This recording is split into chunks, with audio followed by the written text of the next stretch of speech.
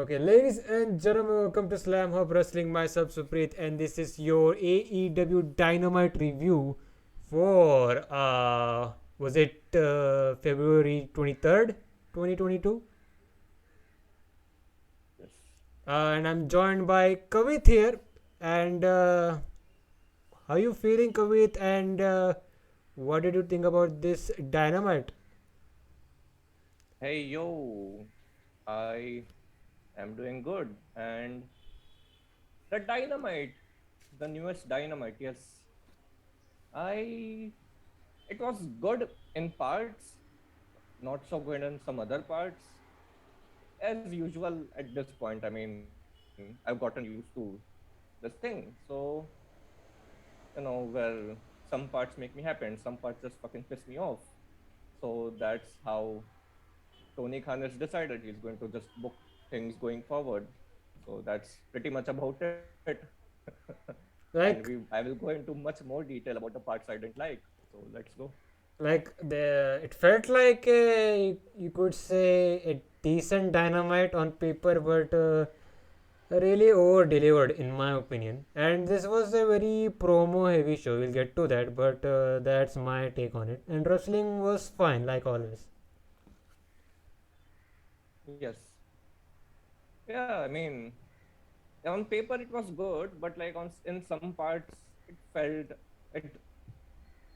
I don't know. I felt like they could have held back on some things. They shouldn't have done a few things that they did, which really disappointed me. We'll get And to those we'll things get as they come. yeah, we'll get to the entirety of this stuff, the things we liked, the things we hated. But before that, if you're new to Slam Up Wrestling, then make sure to like, share, subscribe, do all that fun stuff. Check out all the content links provided in the description below. So they kicked off Dynamite. So they were taking place from Bridgeport, Connecticut, this WWE territory. And by the way, no Shane McMahon debut. So there you go. So show actually kicked off with a tag team battle royal. This is to crown number one contenders for the Jurassic Express because they will be defending their titles in a three-way at Revolution. And this is one of the battle royal. There will be another battle royal next week. That will be a casino battle royal to crown the second contender. So in this battle royal, tag team battle royal, we had a bunch of top tag teams like we had the Young Bucks, FTR, Proud and Powerful 2.0, Private Party, Alex Reynolds and John Silvers of the Dark Order, and Butcher and Blade. And who am I missing here? Is there any team that I'm missing here? Uh, did you mention the Ass Boys? Ah, the Ass Boys and Red Dragon. That's it, right? Yes, I think that's it. So, for a while, it looked like it was going to be a mess. Lot to cover here, lots going on in the ring, and it was a little hard to get invested in. So what happened was the tag champs were there to have a front seat and see the battle royal. So we quickly get down with the match and some you could say early eliminations. Like by the way, did I forget to mention obvious AEW rules here in terms of tag team battle royals?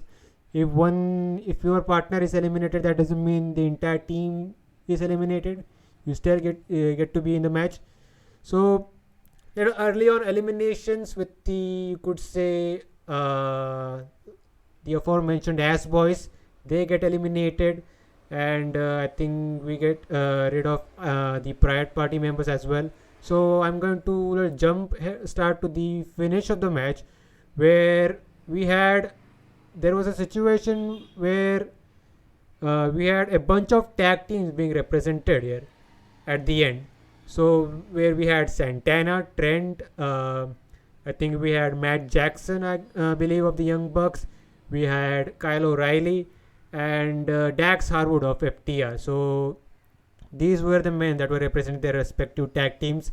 And this is where I believe, Kavit, that this match actually got interesting as we got to the final moments. The crowd was super into it. There was a brief, you could say, stare down between Santana and Trent. commentators mentioned their last, you could say, classic street fight between best friends and Proud and Powerful, which I am a little critical about why they call it the classic. But nonetheless, crowd got super into the action, and as we get to the final four, it was John Silver. I forgot to mention John Silver. He was also there, John Silver. and Matt Jackson and Kyle O'Reilly, and I don't know who the fourth guy was. I think it was either Santana or Trent. It was Santana. And by the way, they actually got eliminated at the same time, thanks to both Matt and Kyle O'Reilly over there. Yes. So Oh no, wait. The fourth guy was Dax Harwood. Dax Harwood was the fourth last guy. John Silver was the third last person. something like that. So actually, Dax Harwood Yeah. got eliminated, Yeah, something. where he and Kyle O'Reilly were fighting on the apron, and Bobby Fish shows up Yes. and basically kicks Harwood, and there you go. Harwood is eliminated. John Silver got a big babyface Yeah. comeback here. Crowd was super into Johnny Hungy here. He actually did a double suplex on both Trent and no, sorry, Matt and Kyle O'Reilly here. So what happened was, I think Matt Jackson was about to eliminate who's this guy? John Silver here, and he actually got rid of Silver, but Kyle O'Reilly with a little screw job here got rid of Matt Jackson, and there you go. Matt Jackson at the same time. Yeah, and Kyle O'Reilly actually goes on to win the tag team battle royal for his tag team, the Red Dragon. So what happened was, post match, the Young Bucks were furious over what happened here in terms of the outcome, as they were just having a face off with the Red Dragon here. And while this was going on, Hangman Adam Page decides to show up, and even straight after Red Dragon here, because of what they did to him last week. So a big brawl broke here, and we also saw Adam Cole, baby, showing up. So he was about to super kick Page here. Page caught it, and he was beating Adam Cole here. And meanwhile, while this was going on, Young Bucks decided to just escape, while Red Dragon and Adam Cole were getting their asses handed to Hangman Page here. And we also saw the Dark Order members get involved for a brief amount of time. So after this, Hangman Page decides to get on the mic, and he does the Adam Cole promo thing here, where he says who's ready for story time with Adam Page, baby, and talks about this small story about him and Page, their history, where he actually met Adam Cole way back in 2008, where Adam Cole was this bitchy type of guy. And it also talks about how Adam Cole has won championships in every promotion he has been in, but he talks about not getting the main championship here. In this case, that's the AEW World Championship, and says that he will basically dig a hole for Adam Cole, a 6 feet hole basically, and he will use the buckshot, and made some reference to the boom, something like that. And there you go, man. That's the entire thing. So give me your thoughts on the battle royal, the whole match, the outcome, and this post match angle that they did.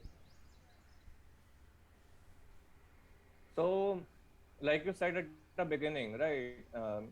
There was like a slight fear and apprehension that it was going to be very messy, like most battle royals. And I have always disliked battle royals for the most part. I have usually just skipped through them in like most pay-per-views or like Dynamite shows and whatnot. But this time I thought, okay, you know what? I mean, I kind of knew what the outcome would be. Like it was pretty predictable that okay, Red Dragon are going to be the last surviving ones, and like they will probably like double cross the Young Bucks while doing so.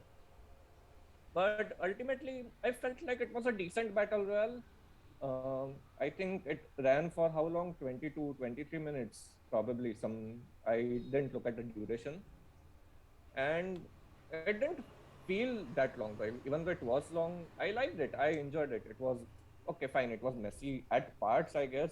Wasn't able to follow what was happening, but honestly, that's just me nitpicking. I was like, yeah, it's good. I enjoyed most of it, and I was glad that Johnny Hungy was there until pretty much the dying moments of the match. He was eliminated along with Matt Jackson, so you know, I liked the match. It was fun, even though you could see the end coming from like a fucking mile away. Kyle O'Reilly just backstabbed Matt Jackson, and I just one thing, like annoys me. My boys Santana and Ortiz, man. When are they going to get like a proper shot at the titles, man? Like, come on, it's been a while. And FTR too. I mean, sure, they've been champions already, but that wasn't like a long reign. It was what, only 2 months long, and I don't even remember the tag team title reign. Honestly, they deserved they deserve much better. Honestly, like after Jurassic Express, I would rather have either FTR or the Young Bucks. Sorry, fuck shit, not the Young Bucks, please. No, I hate those fucking guys. Either FTR or Santana and Ortiz be tag team champions again. Like I just and also one thing before I forget. Let's go back to what you mentioned. Why were you critical of the parking lot brawl between best friends and Santana and Ortiz? Because I mean, I enjoyed it for what it was. It was fun. It was, brutal, and I don't know. It was pretty entertaining. Why didn't you like it? Um, yeah, I remember that street fight. Like it was brutal. Like they literally beat the shit out of each other, both teams. But I don't know, man. The next day I see Meltzer giving it a 5 star. I'm like, what the fuck? That is, I am not so critical about Meltzer giving 5 stars here and there. There have been some enjoyable matches, but that is one case where I'm like, really?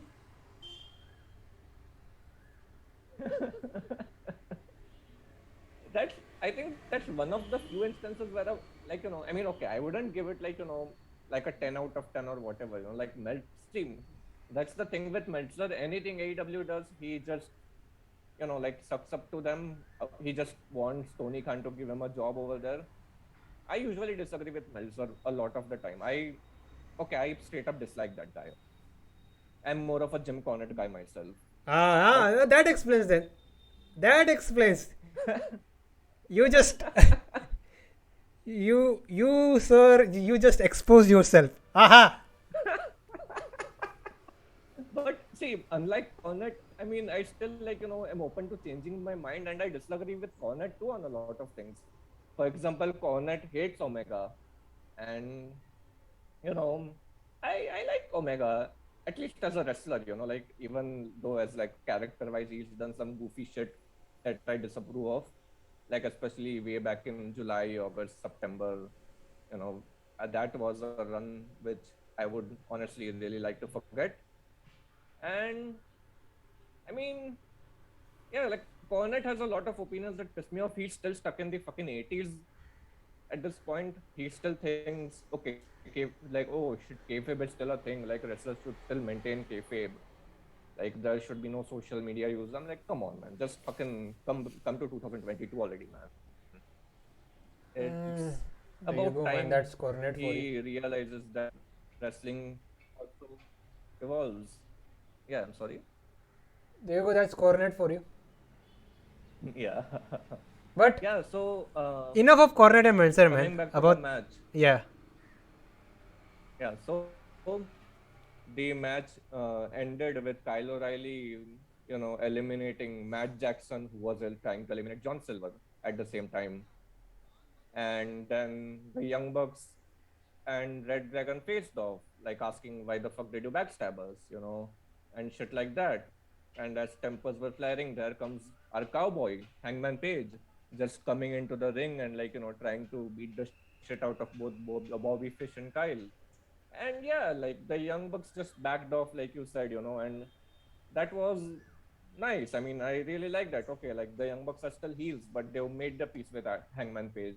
Like, you do whatever the fuck you want. We aren't going to interfere. And Adam Cole came around, and like, even he got a super kick blocked by Hangman, and that's just a nice segue into the match at Revolution, into the main event at Revolution, which I hope is a good match. And the promo, especially, it's story time with Adam Page, baby. That was a nice touch. It was like a classic baby face insulting the heel moment.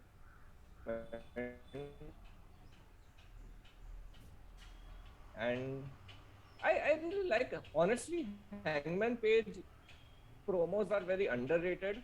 Like, I mean, yeah, sure, people talk about him as a wrestler himself isn't like underrated, but his promos are pretty underrated. Nobody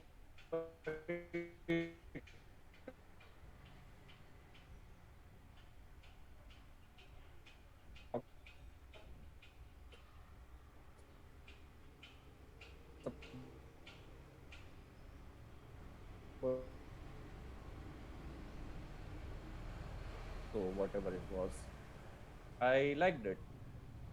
Yeah, I think I almost lost you for a second.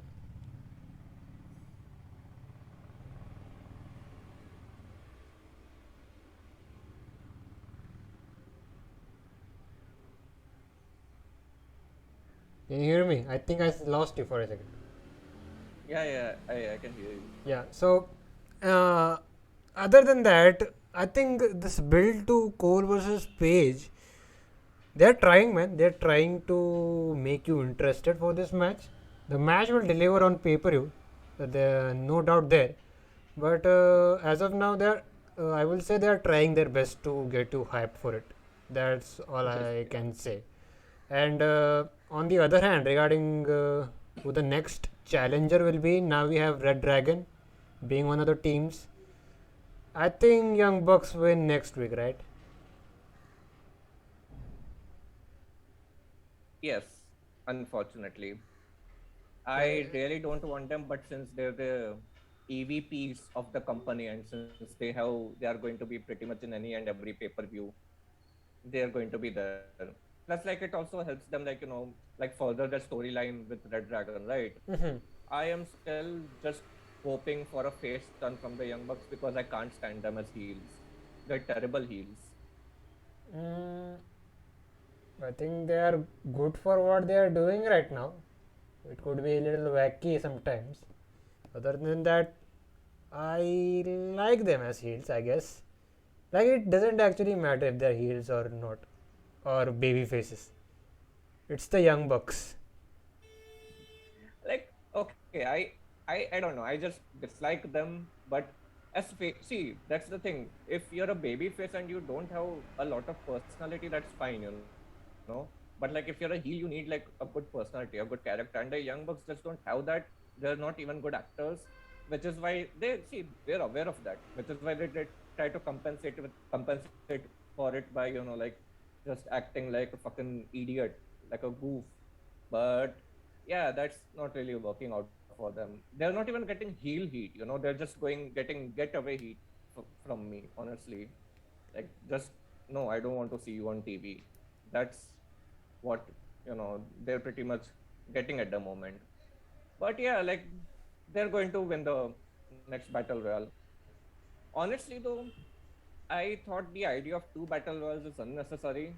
They could have just had the stipulation where the final two teams in this battle royale could be the could be the contenders to face Jurassic Express instead of having like two battle royals spread over two dynamites. Yeah, even the idea of having a three-way for the tag titles is also a little, you could say, confusing. But I can see why they did it because Jurassic Express were having tag title matches with the ranked tag teams. So I think that could be one of the reason that they have wanting new contenders. So yeah, kind of makes sense. But Young Bucks looks like the obvious choice for the second tag team going in, and another great match on the pay-per-view, man. Yeah. Like, as much as I dislike the Young Bucks, and I may skip all their matches on Dynamite or Rampage or wherever, but I have to admit their pay-per-view matches usually make for great viewing. I enjoy the pay-per-view matches. They know how to put spectacle, like, 4 times a year at least. So yeah, I am looking forward to that match, honestly. Well, let's see what happens in the Casino Bar, and that's next week. But as we move on, we had a interview with Bryan Danielson, plugging his match with Daniel Garcia. That's going to be happening in the main event, and basically he shits on 2.0 here, and there will be a follow-up regarding this as we move along with the show. And also he promised us that he will be, giving a response to John Moxley. So we'll Yeah. talk about that when we get to the match itself. So up next, I think this was the best, you could say, part of this week's Dynamite. MJF walks out for a promo, and since last week we are getting a, you could say, what do you call it? A disappointed MJF, a very sad MJF, if that's the Yes. right way to phrase it. I think that is correct. Yes. So he basically shows up in the same mood here, and he's not in his typical MJF, you could say, mood where he's just being braggy, cocky, full of himself. So very different MJF since the last week when he, learned that he will be having this dog collar match with CM Punk at the pay-per-view. So MJF is out cutting his promo, and basically out there to tell you a story, and brings up what Punk said last week, and also the fact that he brought up this old picture of him when he met Punk in a autograph signing all those years ago. So MJF is telling his personal story here. Sin said that he has been a CM Punk fan for uh, basically for life. Talks about how he used to look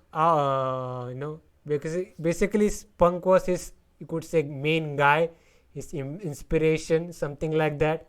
And then it talks about his upbringing, MJF's upbringing, his college days where he used to get bullied once in his what uh, what's the word he mentioned, like in when he was in football, when he getting trained, was it being trained in football, something like that. Yeah, I mean, I think it was like before he got into the whole football scene. Like, you don't really normally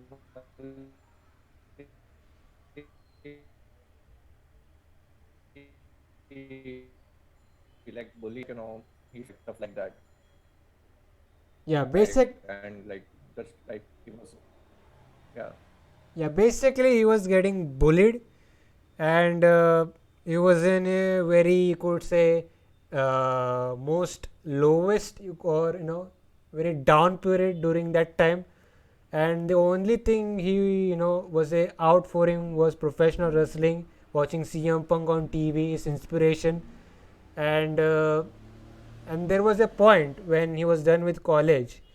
He was getting a lot of opportunities from many coaches getting into football, but he decided he wants to get into professional wrestling just like his hero CM Punk.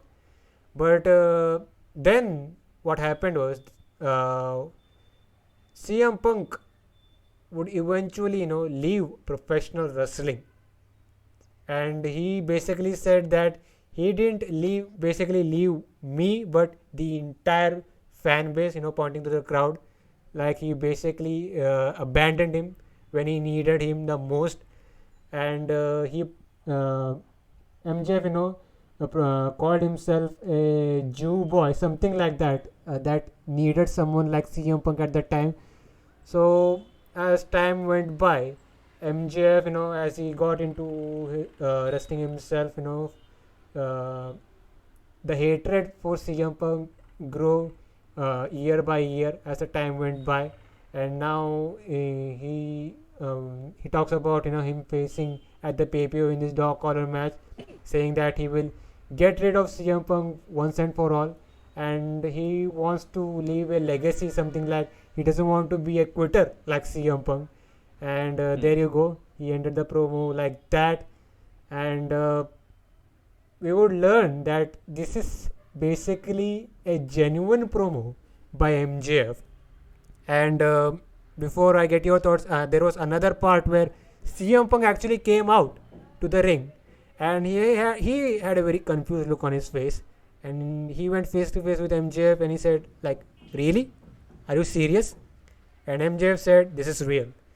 And MJF walked out, and we see MJF coming to tears, actual tears. And there you go, man. That was the entire segment. I think this was brilliant.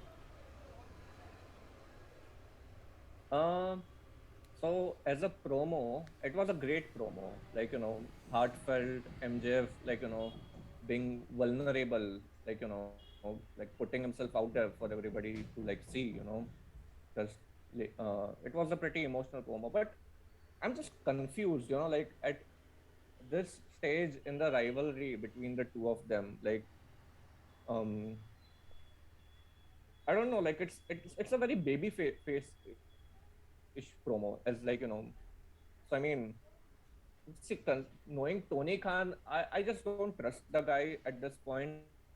I don't want Tony Khan to be like, okay, after the pay-per-view I'm turning MJF face or something, because I wouldn't put it past him to do that. Like, sure, the promo was great, and like I loved like when CM Punk came out and asked them, okay, like is it true? Is it true? And MJF is like, yes, it is. The whole like him like breaking into tears when he left the ring, and it was a pretty unexpected promo, honestly. But at a like there was like a couple of points where I was still like expecting like they would like do some cheap shit, like after MJ finished the promo and CM Punk came out, like MJ would like probably like give CM Punk a low blow, or like just sucker punch him and say, oh no, I was fucking joking, I was just kidding. And I am really glad that didn't happen. I was just terrified that they're going to do this, something like this. That's how little I trust Tony Khan at the moment right now, because I don't know. It's I was just like, I think the fear of that, something like that happening, kept me from enjoying it completely. In fact, I still like fear that next week he's going to come out and say, oh, that was bullshit, I was lying, or like during the pay-per-view he could say something like that. I don't know, I'm just confused whether or not it's going like something like this is going to happen, if like if he's going to stick with this, and like how this affects their dynamic, in the match. That's what I'm really interested in, because like it's not even like a regular singles match, right? It's a dog collar match, and those are supposed to get pretty, what's the word, intense, I would say. Yeah, intense, brutal. So like this is going to be interesting, and I'm really interested to see what happens next week on Dynamite, and especially like at the pay-per-view 10 days later. So yeah, I mean, I don't know, I'm just like very intrigued by what direction the promo will lead to. The promo was good, but it's the it's what follows that really counts, because like that's been a problem with AEW. They will like promise something good, they will like do something good at in one show, but like totally mess up the next week. So let's see where this goes. I am not going to like get too happy yet with a good promo just because there was one. Uh, I liked it. I was actually very much, I could say, interested in this one. Like, I was so invested in this promo here. And this was some good shit, basically. And the dynamic of, him kind of slowly turning babyface that to MJF. At one point, I was questioning whether MJF could ever turn babyface, but I can see glimpses of that, and that's great in the long run. But other than that, this was great, and the fact that this was genuine also makes this stuff come off even better. Yes.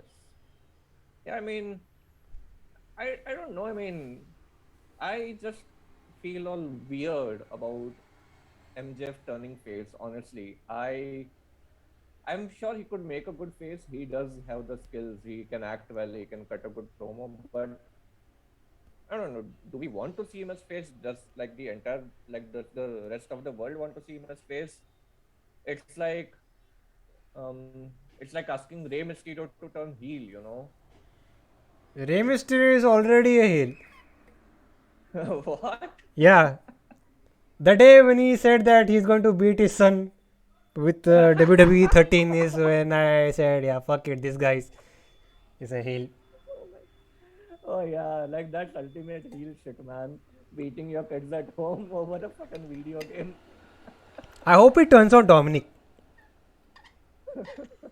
I hope he beats the shit out of him on TV and said that you are grounded. No PS5 for you. But enough of Rey Mysterio, man. This MJ promo was great. They have been, hitting home runs basically with this Punk versus MJ feud. Like, fuck it. This is the best, you could say, feud that AEW has done so far. I think in the top tier.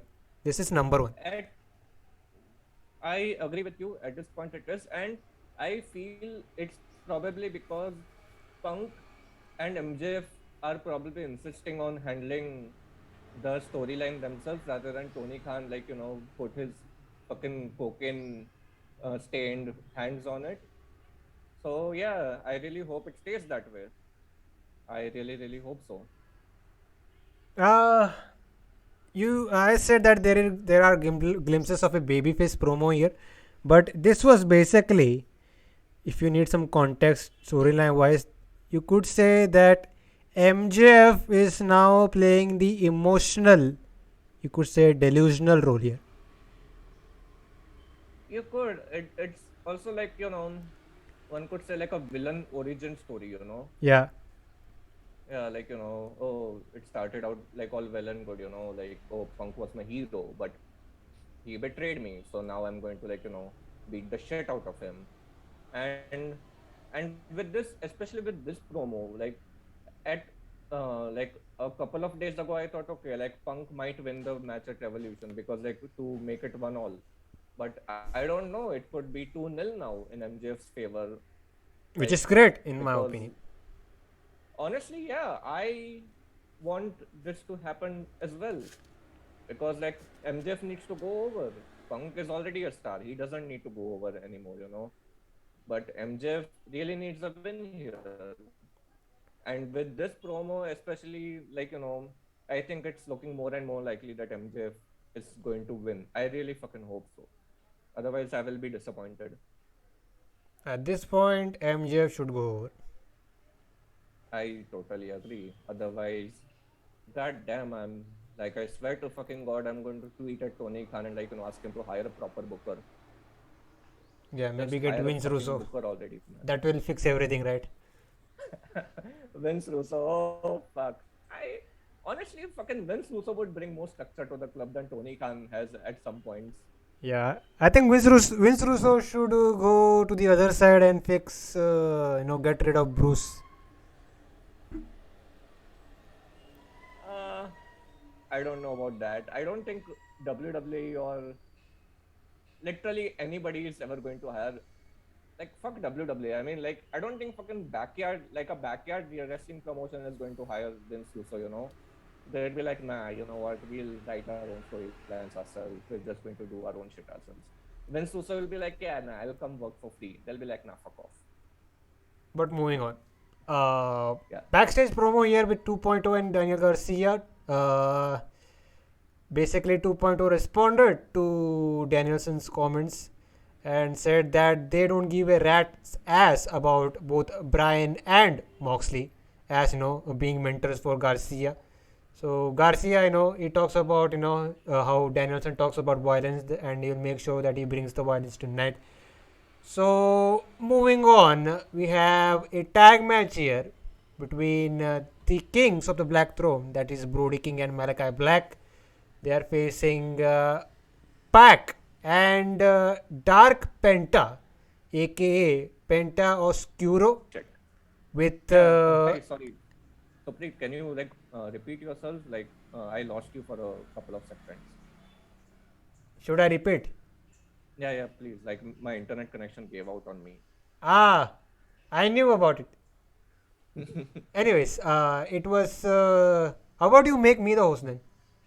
For a second. Okay. So, while you do that, can I go through the match here? Yes. I just made you the host. Great. So, it was a tag match here. We are getting Brody King and Malakai Black, Kings of the Black Throne, facing two-thirds of the Death Triangle here. That is Penta and Penta. Sorry, Pac and Penta Oscuro. Dark Penta here. He was joined by Abrahantes, Alex Abrahantes here. Basically looked like a Grim Reaper, aka a Dracula. So he made a very dark entrance, that being Penta and Abrahantes showing up from basically a graveyard. So Penta had a shovel in his hand. So I like that Cody Rhodes left a go away present for one of the guys here.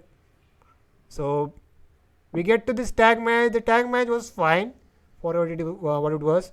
It was basically a very high paced match. All four are great workers, no surprise. So let's get to the finish where we see the baby faces, that is Penta and Pac. They were about to go for their finish on Brody King here in this situation.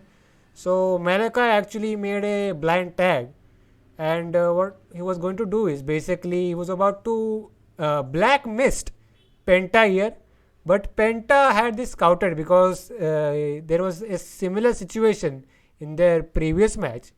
So Penta saw this coming and basically you could say covered Malakai's mouth here, and I think Malakai actually swallowed the mist here in real life as well, and I think the commentators even brought it up.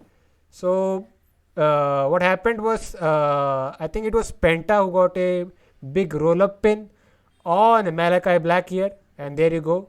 So at this point we are 1-1 with both these teams getting a victory over each other. So post match beatdown here as Brody King comes back, beats down both Pac and Penta here, and we see HTJ being introduced in this whole beatdown and this whole mess we had. And I think the mist actually was a little spicy for Malek. I think we could see him getting a water or two to quench down that spiciness. I don't know what goes into a black mist, but that was the whole story. So I think we were about to see Malakai. No. I think he got a shovel and was about to preliminarize Penta here, but the lights go out, and when the lights come back, it's Buddy Matthews showing up, the former Buddy Murphy. He got a huge reaction, and we hear Buddy chants from the crowd, holy shit chants from the crowd, as Malakai acted like he was scared of what he was seeing here with Buddy Matthews showing up. And what happened next was Buddy Matthews looked like he was about to help the baby faces, but instead he would eventually betray them and attack both Pac and Penta here. So basically, this turned into a 3-on-2 beatdown. We see Buddy having a little face to face with Malakai until he stomped Penta's head on a steel chair. There you go, a new member of the House of Black. As we see another lights out as all three members disappeared. And there you go, man. Buddy Matthews is in AEW. Thoughts? Huh. Okay, so putting aside the debut for a second, I hated so many fucking things about this shit. So, the Uh, segment, the pre-tape to segment interrupt you, from to last week. interrupt you. Sorry to interrupt you. Yeah, sure. I think the one you could say, other than the debut, it was fine. But I could say this segment was a little dragging. Is that what you're meaning? Not exactly dragging. I don't didn't really care about the whole dragging. I am pissed off that they buried Pentagon Dark, Pentagon Oscuro. Like this is he's debuting his old Pentagon Dark gimmick from his Lucha Underground days, right? Pretty much.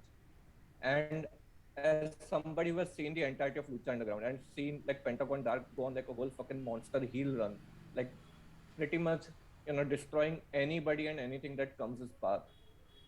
They just buried him. I mean, sure, they got the win. Pentagon and Park got the win, but that doesn't matter anymore. Like even during the match, Pentagon barely got in any offense. Like it was like I don't know, a couple of drop kicks. So I don't even remember what offense he got. Pac got in more offense, and yeah, after the match, also like Pentagon was just beat down like he was just some regular baby face. Like he was just he I am so fucking pissed off. And even the entry itself, okay.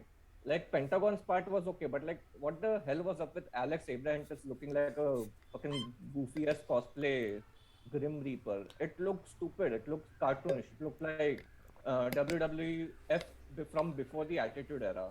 Those cartoonish characters. And I don't know, it just like remember I think the segment was from last week or from 2 weeks ago where they showed Pentagon like taking up the old Pentagon dark mask from like under the ground. That shit was so cool. It set him up so nicely for a return for the return of his Pentagon dark gimmick. But like then they came here and he just got the shit beaten out of him by like Brody King, by Malakai Black, by then coming on to the debut by Buddy Matthews. Like they just all three of them ganged up on him, and this is not the Pentagon Dark that's supposed to be Pentagon Dark. And Pentagon Dark's Pentagon Dark breaks people's arms. He's like what, probably 5'6", but the way he acts, he might as well be 6'6". Like he's a monster. He's supposed to be a monster. He's supposed to be scary, and he didn't seem very scary at that point. Honestly, if they really had to do this, then they might as well have held off on debuting the new Pentagon Dark gimmick. They could have done something like, okay, like Pentagon got this beat down from all of them, and after this he decided to like go to the church and like take out the mask and like debut his new gimmick. Like this like beat down from all three of them is what led to him like debut his Pentagon Dark gimmick instead of like getting like the shit beaten out of him as Pentagon Dark, which is not supposed to happen. I Tony fucking Khan I just, think I don't know. I think it has to do with this being a, you could say, multi-man feud. Yeah, I mean, you're not wrong, but it's just um I don't know. Tony Khan just pissed me off. Like this shit really made me angry. Like I was just furious. Like this whole thing that TK has with premature ejaculation. Like okay, let's just pull the trigger on the Pentagon Dark gimmick. But hey, let's just have the shit beaten out of him. So he looks fucking weak. He looks like a fucking jobber. You know, like that's what? Come on, man. That's I just didn't enjoy anything that happened. It even spoiled the debut of Buddy Matthew for me. I didn't care about the debut at that point. I was like, nah, fuck this shit, fuck Tony Khan. This was bullshit. This was stupid. This was something a fucking amateur would have done. Mm, is that what you think about Buddy Matthews' return? Sorry, debut here? The debut itself was fine, but like like mixing it with Pentagon Dark getting a beat down, not even Penta El Zero Miedo. Pentagon Dark getting a beat down, like he's just a weak ass looking, jobber, like just another regular baby face who can like get a beat down. Like they could have just waited, like they could have given him a beat down as like the regular old Penta, and then have him debut the Pentagon Dark, like I said a couple minutes ago. But yeah, I don't know what the fuck goes through the cokehead Tony's mind, you know. Hmm. So There yeah, you go, man. That was the entire thing. Like I said, this is a multi-man feud, and now that Buddy Murphy is in, I'd say actually let me tell something about the Buddy Murphy coming in, Buddy Matthews here in AEW. I actually didn't wanted him in AEW because I knew that he could be picked up somewhere else, maybe like an Impact. I think he was working New Japan dates, some MLW dates, basically working the indie scene. But he wasn't actually being picked up somewhere. So I think AEW was the only destination here in this case. I think it's fine. It's a good pickup, and with this overall feud, I think this would lead to Ray Phoenix, coming back, and we could finally see a big trios match between the guys here. So should yes. be good because kind of enjoyed this whole House of Black thing with Malakai Black, and other than that, there are some things that they should really shorten a bit, maybe less of the blackouts, maybe. It ruins, like, it just spoils it, it's like at this point it's like table sports, at this point, like there's just so many of them, it's like, okay, just another one. Yeah, like there was a point where, like, this shit would happen like once in a while, maybe like once every couple of weeks, once every few weeks. Now it's like three times per show. Yeah, enough of it already. Uh, Other than that, should be a good trios feud, whatever they are trying to tell us. And Yes. Buddy Matthews is a new signee, and like I said before, good pickup for AEW. And he's not the only one at this point that is coming in to AEW. Lot of free agents have been confirmed that they are gonna be all elite in a couple of weeks. One of them is Jeff Hardy, Hell who yeah. accidentally confirmed this news. The other guy is Yeah. Shane Strickland, and Oh, I think I'm forgetting someone at this point. Shane O'Mac. Yeah, fuck Shane O'Mac. But at this point, these two guys are the next, could say, signees at this point. Yeah, pretty much. But honestly, Shane O'Mac should come because, like, you know why? Because he brings the money. Here comes the money. Yeah, That's he will pretty bring a much. lot of shit with him. But Just let him book the shows. then you will start loving Tony Khan at that point. Trust me. Whatever Tony does is worth it, man. Yeah, I guess. But moving on, we had a little video package for Thunder Rosa and Britt Baker. They will be having a big contract signing on Rampage, and there you go. Another big segment on this show. Eddie Kingston and Chris Jericho, they were supposed to have a face off here. Eddie Kingston walks out, huge reaction as well. Like always, crowd loves Eddie Kingston here.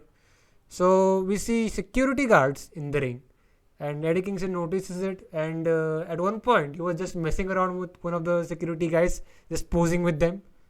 Uh, that was a very LOL moment over there.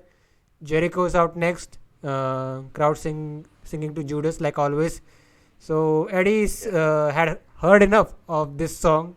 Said basically cut the crap. Enough of the Judas and shit.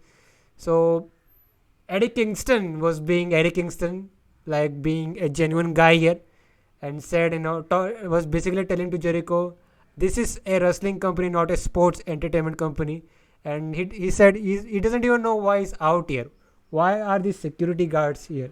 So Jericho said he has arranged the security guards so no shit happens here between him and Kingston here. So, and basically they could have a decent conversation like gentlemen and not to fight, because he knows Kingston is known to be street thug, something like that. So Kingston, like I said, top to bottom, was being himself. He didn't sound scripted at all, and said that this he said basically think this whole thing is a waste of time, and he was basically pointing out to the backstage area to Tony Khan. Said, let's cut this bullcrap, let's get two women to wrestle here instead, maybe a Chris Statlander, or he mentioned another person here, I didn't get the name here. And he also talked about Stamford, Connecticut is not that far away, and Jericho could go over there and don't waste our time. So basically Kingston just expected, just went after Jericho here. How Jericho has become a shell of his former self. There was a time that Kingston used to looked at Jericho as an inspiration. Talks about the instances where at one point of his career Jericho went to Japan, and Kingston's hero Tenru actually was the first guy that gave him his first break in the business, and also took a shot at Jericho, at how his good friend Levesque, wink wink, hated him. And Jericho actually fired back, saying that he didn't even know who Eddie Kingston was when he was first coming into AEW, and he had a match with who was that guy? Didn't mention Cody here, but he basically said, who's that guy? What's his name? Yeah, what's his name? So, little good back and forth between these two guys, and eventually Jericho said that he's challenging Kingston to a match at the pay-per-view, and Kingston was very happy with this announcement, and Jericho decided to take this stuff a little personally here, basically called Kingston a jobber, and also said that he didn't, like I mentioned, he didn't know who Eddie Kingston was. He was basically thinking about Eddie Edwards, because he was actually taking a note on what was happening in the indie scene and stuff like that. So he also decided to take some shots as Kingston's grandfather and father, and little making it a little personal. Kingston was getting a little pissed at this situation, and there you go, they plugged in the match for the pay-per-view, and this segment was good, and Eddie Kingston, like always, was great on the mic. And I like the fact that Jericho didn't go overboard, and didn't try to ruin this stuff with his typical Jericho antics, go overboard with the promos and stuff. Jericho was neutral here. That was great. And yeah, man, this was good stuff, and pretty excited for this match. And I hope Kingston walks out as the winner.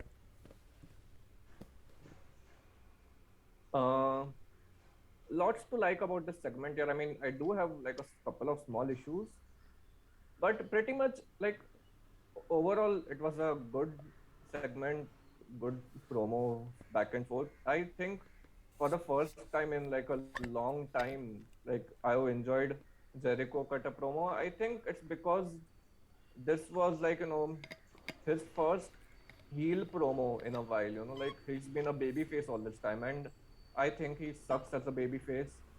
But this was the closest he's come to like delivering a heel promo while being a babyface in these past, I don't know, like how long has he been faced now? 6, 7, 8 months, I think. Yeah, since the MJF feud. Yeah, I think that was in April. Yeah, so yeah.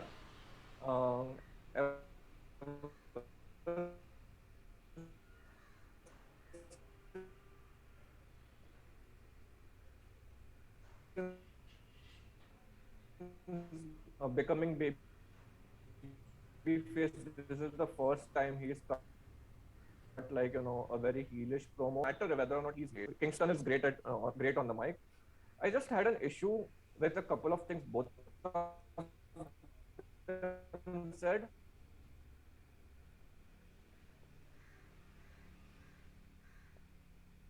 And Kingston, like pretty much, I love how Kingston still tried to maintain kayfabe, and say like, "What's a baby face? What do you mean?" Yeah, that was a great line.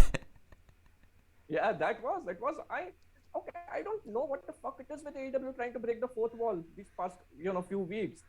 it was Cody Rhodes who started this shit, like I will never turn heel. And then Dan Lambert came out the next, couple of weeks later, and oh, you're not turning heel, but you're still not babyface, some shit like that. I don't even remember what it said.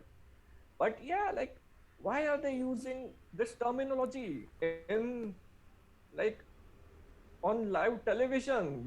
This is supposed to be like fiction. It's like when you're shooting a movie and like talking to the camera. Oh fuck yeah, we're shooting a movie here. Like, what the fuck is going on?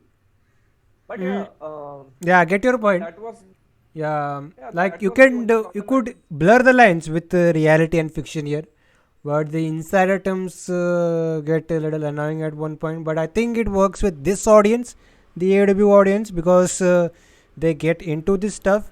And if you try to do this in WWE TV, and the audience will be like, "What the fuck are they talking about?" Honestly, but I don't know. I don't think it should be this way. Like, they need to maintain like some, like, I know kayfabe isn't like a thing. I have accepted that, but come on, at least like while on the 2 hours of television that you give, come on, maintain kayfabe there. Like, fine, fuck it, go break it on social media, Twitter, Instagram. I don't give a fuck. But at least on Dynamite and Rampage, you can pretend to give a shit about kayfabe, right? Like, just 2 hours. Like, that's all I'm asking. Come on, that's not that hard to do. Kingston tried his best to do that. Okay, so like that's the only problem I had with Jericho's promo. Now Kingston's promo, I love his promos, but he just needs to like dial it a bit down when he talks about the other company, the sports entertainment company. Like, sure, AEW does deliver more on the wrestling rather than sports entertainment, but AEW are sports entertainment. Come on, man, come the fuck on. Like, all that shit where with like Kenny Omega and the Elite way back, when they dressed as the Ghostbusters and the whole Space Jam shit, and they weren't even getting fucking paid for it. Come on, that was sports entertainment. That wasn't professional wrestling. They came out like doing goofy ass shit and like making stupid ass fucking faces. No, the Come the Ghostbusters fuck was on, man. actually a thing for Halloween, man. They actually got paid for that basketball skit. No, they did not. The Young Bucks themselves said that they actually spent money for the basketball thing. They didn't get paid for it. It wasn't like a promotion or anything. They were just I having think there was fun a for promotion like because they were trying to promote the movie that was going on, Space Jam. that's the thing. That's the thing. They weren't like they were promoting it. They thought they were promoting it, but they were never paid for it. Like, nobody came up. Warner Brothers didn't come up to them and said, "Please promote the movie on the show."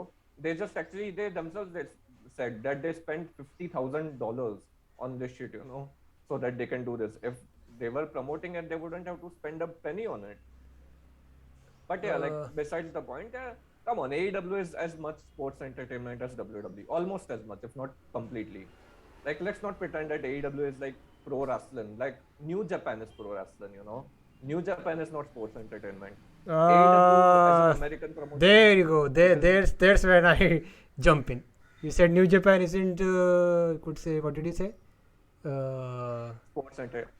Okay, maybe not as sports entertainment as the American promotions, at least. let me show you one Toru Yano match, and I love Toru Yano. Ask Ridwan how much I love Toru Yano and his fan account. Okay, I will do that. But other than that, we are talking about Kingston and Jericho, man. Good stuff. Finally, something to Yeah, get interested regarding a Jericho thing, and should be good. I think Hope so. Yeah. hope Kingston walks out winner as the Oh yeah. beating Jericho. I I will punch my this my laptop screen if Jericho wins. Like, I Yeah, will literally break my fucking laptop if Jericho wins. yeah. I will. Because this is not a match that Jericho should Yeah, I will basically send you a hard copy of some Toru Yano matches. win. Please do that. I want to watch them.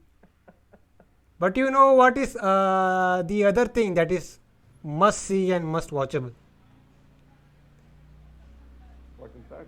I'm talking about absolute Ricky Starks. He was facing Oh number yeah. 10 of the Dark Order. This is a qualifier match for the Face of the Revolution ladder match. So, 10 actually, shows up with his Dark Order members, and as of late, we are getting a very pumped up 10 here, very hot headed 10. Basically, I think Oh yeah. he is having the good stuff a lot these days, if you know what I mean. Yeah. Other than that, this was a match, and let's get to the outcome here as we get to the final moments. 10 actually was able to lock in the full Nelson here, and I think this was it. But Starks was able to, was trying his best to, counter it, but 10 had a vice grip on this submission. So what happened was Starks got hold of 10's mask here, and for a second you could see that he was about to pull off the mask, and you could see the crowd was getting into this stuff, but he basically just pulls the mask so that 10 could get her release the submission. Starks escapes, hits a spear, goes for the pin, and there you go, he beats 10 to qualify for the Face of the Revolution ladder match, and little shocked with the outcome here, believe it or not. I thought they were going to give this to 10, but Ricky Starks, gets the win. He's in the ladder match, and another thing why I was shocked is because I think I was seeing a trend that they were adding big guys to the ladder match. I think 10 was going to be the next guy, but they decided to add Starks in the match, which is I can't complain over that. But there you go, two Team Taz members in the ladder match, and thoughts on this entire stuff. Mm, it was an okay match, like not a bad match, not a great match. I liked it, and like you said, like I kind of also expected 10 to get a shock win over Ricky Starks, but ultimately when Ricky Starks won, I was like, okay, this makes sense because like 10 was never going to win over Ricky Starks, right? Even though like considering like you mentioned, like the lineup for the ladder match so far has been like big guys, Hobbs, Wardlow, and Keith Lee. But like going by the trajectory of like these two careers so far in AEW, it makes sense. Like Ricky Starks was never going to job to number 10, and number 10 is basically honestly a jobber, you know, as unfortunate as it is. He's just like he's big, yeah, sure. He's strong and big and like looks like he can beat the fuck out of anybody. But you know, he's just there as a punching bag for the like upper card guys, like like the like upper mid card guys at this point. Like Ricky Starks was always going to get the win, and I think you know this was an okay match. And like the spear, like honestly, I was happy that okay they ended the match when they could. Like the spear 1, 2, 3 over. I wasn't exactly too invested in the match. Is pretty much what I'm saying. And yeah, like what's the next qualifier? I think it's Orange Cassidy versus Anthony Bowens, right? Yeah, I think it's happening on Rampage, or is it Yeah, happening on Dynamite? I think it's happening on Rampage. So I think Bowens will probably win, right? I don't know. Or because like Max Caster already lost to Wardlow. So like I think they might try having Anthony Bowens this time. Who I don't knows? mind that. I don't mind that. But Yeah. yo, speaking about Team Taz, man. Uh, so there is a news going around that remember Brian Cage, former member of Team Taz. Yes. Apparently, he's not gone from AEW, and he will be staying with the promotion. So that's some breaking news. Wow. Like I mean Tony Khan extending Brian Cage's contract just so he can bury him for much longer. That is that is some good shit. That's some good shit, pal. That's some good Let shit me say. indeed. But to be honest, uh, my reaction to this news is okay. Like, I think you can give Brian Cage a second chance to get over on TV, do something of notable. he deserves it. He deserves it, honestly. But I don't know if he's going to get it, especially with the roster being the size that it is. There's like 10,000 people in AEW now. But yeah, I mean, he deserves it. He can come back as a monster heel, like he was in Lucha Underground. I will forever keep comparing everything AEW does to Lucha Underground, and AEW will always be inferior to Lucha Underground, always in my eyes. Excuse me? Yes. Ah. Ah.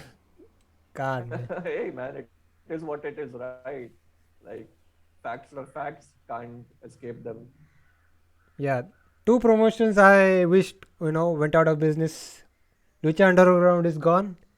I hope Impact Wrestling went away when they had the chance. Oh my god. Jesus fucking Christ, bro. Yeah, you don't know, right? I'm a big Impact Wrestling hater. I can't stand that promotion. And Lucha Underground were amazing, man. Come on. Like the first 3 seasons especially was some of the best shit I've ever seen. I didn't But see Lucha Ground in their prime. Some glimpses here and there on TV. Nothing much. But I think they were good for their time. yeah, they were. They But really were. moving on, we had another elite segment here with the Cutlet Cam. They call him Cutlet nowadays as a rib. I'm referring to Brandon Cutler here. So we see Adam Yes. Cole, Bobby Fish, the entire Red Dragon crew with young bucks over there. They're still bickering about what happened in the battle royal later on. So young bucks claim that they're going to win the casino battle royal next week.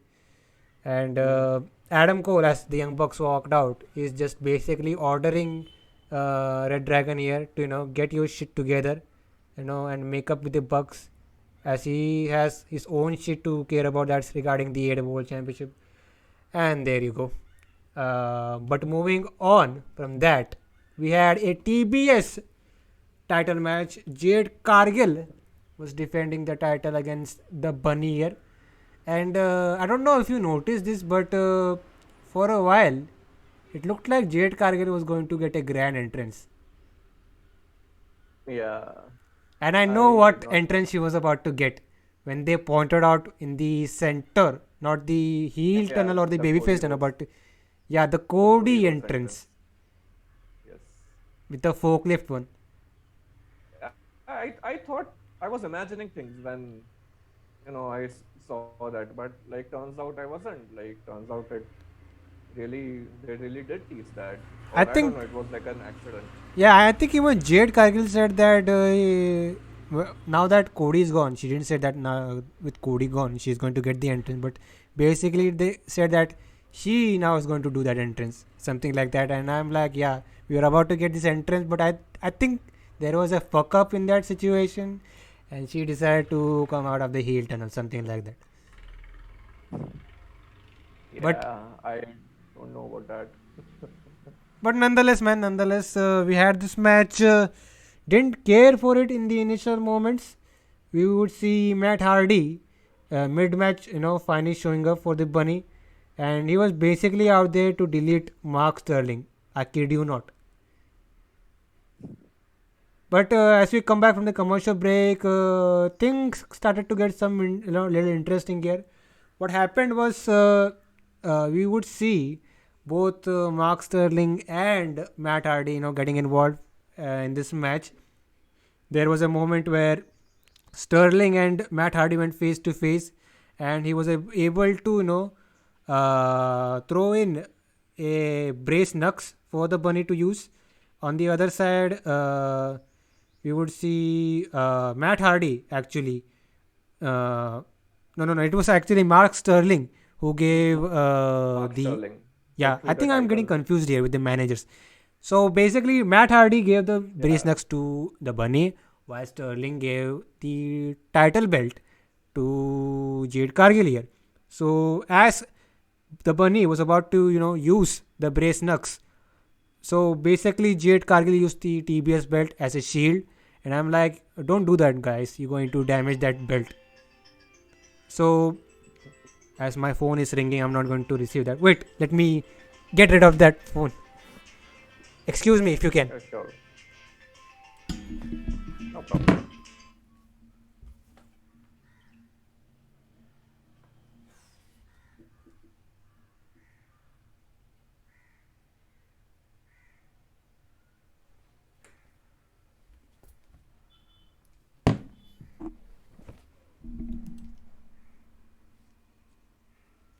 Okay, I'm back. I'm sorry for that. No problem. Welcome back. As I was saying, so like when I saw that spot, I'm like, don't do that, guys. You're going to basically damage that belt. Yeah, exactly. So what happened was the brace necks went flying, and we see referee Aubrey Edwards. She noticed this, and basically she told Matt Hardy to get the fuck out of here. Same thing with Mark Sterling. Little distraction here with Jade Cargill, and Bunny went for a roll up, but got a near fall actually, and the crowd was into the action from here, and the ending moments were Jade Cargill. She was able to hit the Jaded on the bunny for the win, and there you go. And now she is 28 and now, Jade Cargill. Yes. Yeah, 28 and before the match, I remember the graphics saying 27. Yeah, this is something that is going on for weeks now, really emphasizing that she is undefeated. And little post match promo here. Shivani got in the ring, was about to interview Jade Cargill. Jade Cargill took the mic, said, "Cut the shit, Tony." She was talking about her next challenger and basically asked who's next. And I think we heard Goldberg chants from the crowd or something like Yes. that. And Ty Conti actually showed up. He said that she's next and she was about to make uh, basically use the word bitch in some line or sentence. She ran towards the ring, and while she's running towards the ring, Cargill said, "At Revolution." And then we see a huge brawl between the two. The bunny came in, and we had a 2-on-1 beatdown here. Jade Cargill basically kicked Ty Conti in the situation, left her laying until Anna Jay finally shows up with a steel chair to save her best friend. And there you go, man. Um, like you said, even I honestly didn't really care for like the match in the beginning, at least most of it. But um, did you notice that botch where the bunny was had pinned Jade, and Aubrey Edwards was doing the 1, 2, 3, and Jade just fucking forgot to kick out. Like the referee had to stop before slamming down for a three, like just to oh fuck, kick the fuck out, man. Like that kind of just threw me off, like Jade has very little like ring awareness around her, and I think the bunny had to pretend had she kicked out, and Jade also looked a bit disoriented, for a couple of seconds after that. So Jade is still pretty green, which is why they aren't I mean, they usually have her opponents carry most of the matches, or if the opponents are also green, like the matches are pretty much squash matches, right? Like they last only for a second, like few seconds, or like for a minute or two at the most. And if the opponent is like somebody experienced, like the bunny or like Ty Conti at Revolution, like the match will go on a bit longer, I guess 7, 8, 10 minutes probably at the most. But yeah, I mean, finally, like we are getting two women's matches on the main card at Evolution at a pay-per-view for the first time ever. Otherwise, it's only always been like one women's match per pay-per-view, which is understandable considering the depth and quality of the women's division so far. But since there's two titles, it makes sense. And I, okay, unpopular opinion time. I like Ty Conti, but she's not that great. She's okay. I mean, like sure, she can she's decent at like the whole submission maneuvers thing and whatnot, but there's better women's wrestlers AEW right now. Honestly, I would have liked to see Serena Deeb or somebody like that go for the title, but like Serena Deeb is also heel. I guess they don't want a heel versus heel dynamic right now. But yeah, I mean, I would love to see Serena Deeb hold the TBS title at some point, or even the main women's main title at one point. Honestly, she deserves it. She's very underrated. Honestly, I like seeing like especially her matches against Hikaru Shida. Those were really good. So yeah, Ty Conti versus Jade Cargill for the TBS championship. Hopefully a decent match. So Let's they're see. doing this at Could be. Revolution. Yes, they are. Damn, they are really stacking up the card, aren't they? Oh yeah, I think the card is pretty much finalized except for like the remaining two names on the ladder match and the third team in the three-way tag team title, which is going to be the Young Bucks, obviously. But yeah, pretty much the card is final.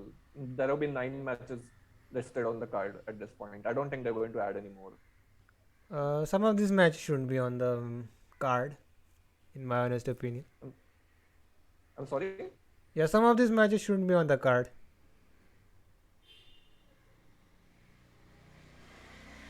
For example, Uh, I think I can pull off, get rid of this TBS title match. I can actually do this match on the week of the paper with a Rampage or a Dynamite. or you know what I, I think they will probably do in as the buy-in, the pre-show for the pay-per-view.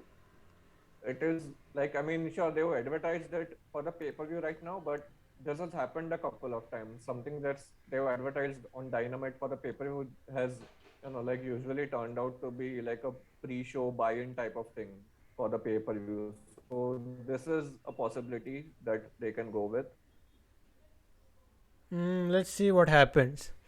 But as we move along, we had a interview with Keith Lee talking about being added to the ladder match a couple of weeks ago when he beat Isaiah Cassidy, but gets interrupted by Ricky Starks and Powerhouse Hobbs, and basically Starks welcomes Keith Lee here and mimics Keith Lee here, like I'm Keith Lee, something like that, which was very LOL.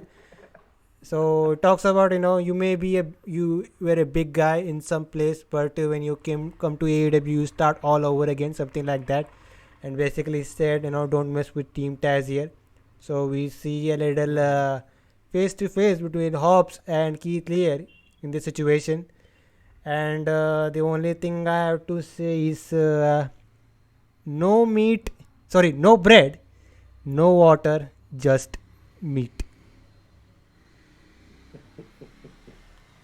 Yeah, I am very fucking excited to see Keith Lee and Powerhouse Hobbs beat the shit out of each other at the pay-per-view. That would be amazing. I cannot wait. This is going to be a good match. Honestly, last year the ladder match at Revolution was my favorite match of the pay-per-view. So Seriously? I'm hoping. Yeah, it was. Huh? Good for you then. Yeah.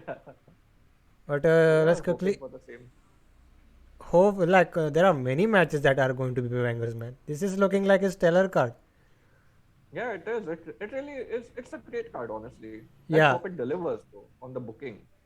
yeah, it is going to be a stupendous one night of professional wrestling. Hell yeah. But let's talk about the main event, man. Bryan Danielson versus Daniel Garcia, and this actually goes in with the story that is being told by Danielson here, talking about bringing up new guys. He has already beaten Lee Moriarty, great technical wrestler. He mentioned Wheeler Utah. I don't think we will be getting a match between him and Danielson. He is also a great technical wrestler. Now we are getting Daniel Garcia, another great technical wrestler. And this was short, sweet, good wrestling. If you are into pure wrestling, if you know what I mean. Yes. And Danielson was dominating Garcia for the most parts. Garcia had his moments. They're exchanging some weird submissions at this point. And as we get to the final parts, what happened was good little back and forth between the two, exchanging strikes and what and all. And what happened was Garcia was going for a dragon screw, I believe, but Danielson counters into a basically counters and catches Garcia and starts stomping Garcia's head off, and then locks in the triangle choke with the flex. Don't forget the flex as Garcia passes out and gets the quick win here. So good stuff here. But little post match action as Danielson had promised us that he was about to give his response to Moxley's challenge from last week. So before he could utter a word, he was attacked by 2.0 as it was a 2-on-1 beatdown and crowd was asking for Moxley. Moxley shows up, huge reaction. And the funny thing was, while Royale thinks he's still playing his theme song, he's beating up both members of 2.0 and the theme song is not stopping, which I which I thought was great. And we also see him getting rid of Garcia with a paradigm shift, and there you go. Then he finally goes face to face with Danielson, and he gives his answer. No, sorry, I think it was Danielson, right? Danielson actually Yeah, Danielson. accepts Moxley's challenge. We are getting this match at the pay per view, and he actually responded to the line of Moxley where he said that Moxley doesn't, uh, fight, join with someone unless he bleeds with them, something like that. So Danielson said that don't be surprised if you are the only guy that is bleeding. So there you go, another you could say banger of a match potentially between Mox and Danielson should be good. Yes. Um, I like the match. Yeah, and it wasn't too long. That's one thing I really liked. It didn't go on for like fucking 20-25 minutes, which I was scared of. Because like Tony needs to realize, you can have like a medium average size length match on TV and still have it be good, instead of having 20-minute long matches on TV all the time, which is something that should be done only on mostly on pay-per-views. But yeah, this was a good match. I liked, I liked what Garcia had to offer on the few moments he got like his offense in. Like he didn't really look weak, especially like considering Danielson is a veteran. Like among the wrestlers that's still active today, he's like considered like among the top right now, among the top 5 or top 10 or whatever at the moment. So I liked the match, and I'll be honest, there was a time when I did not like Daniel Garcia that much, mostly because I just couldn't take him seriously because he looked like a fucking Jonas brother. Like if you look at him, he just looks like, I don't know, the fourth Jonas brother. And I just never could take him seriously. I'm like, what the fuck is Nick Jonas's twin brother doing here? But yeah, no, he's actually like a pretty decent wrestler, and he if he's booked well, he can become like a upper mid carder at some point, and be in like he's already in like a good feud right now, you know, part of a good storyline, and he's feuded with several top guys at this point. So I'm really glad that he's given this push, and like of course Danielson won the match as was going to happen, and 2.0 came in for a beatdown. Moxley came in to make the save, and I am really digging this storyline, between Danielson and Moxley right now. Like the whole build-up they've had for the past few weeks, ever since Moxley came back from rehab. Like they've just been slowly building this up bit by bit. And this is, I think, my second favorite, another favorite storyline of mine in AEW right now, alongside MJF and Punk.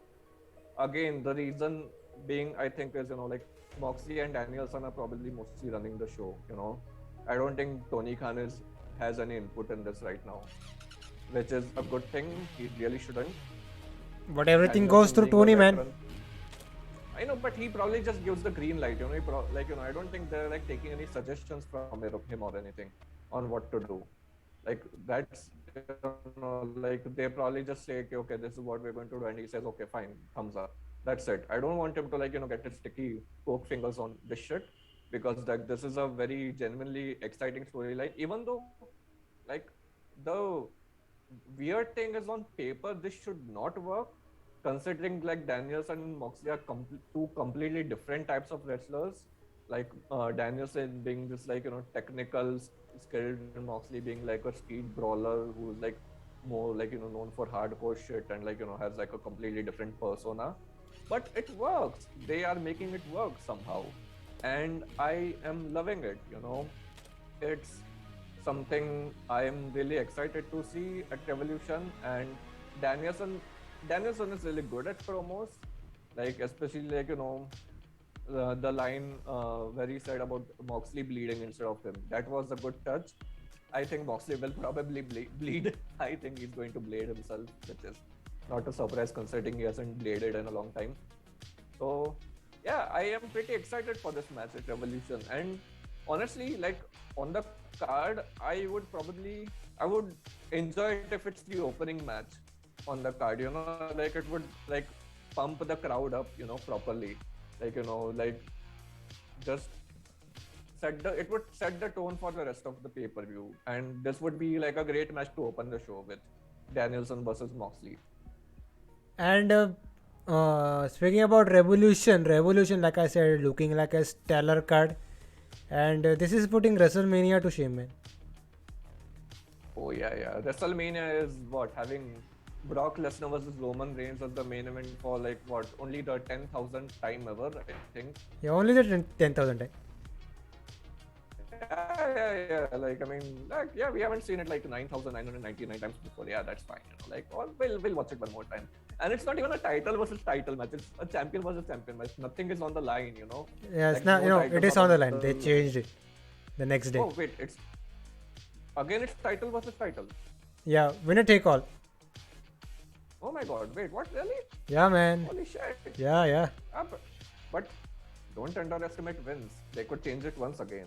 Like if Brock or Roman, if both of them go over to Vince and tell neither of us wants to look weak, neither of us wants to have our titles taken away. Vince will be like, all right, pals, you got it, pal.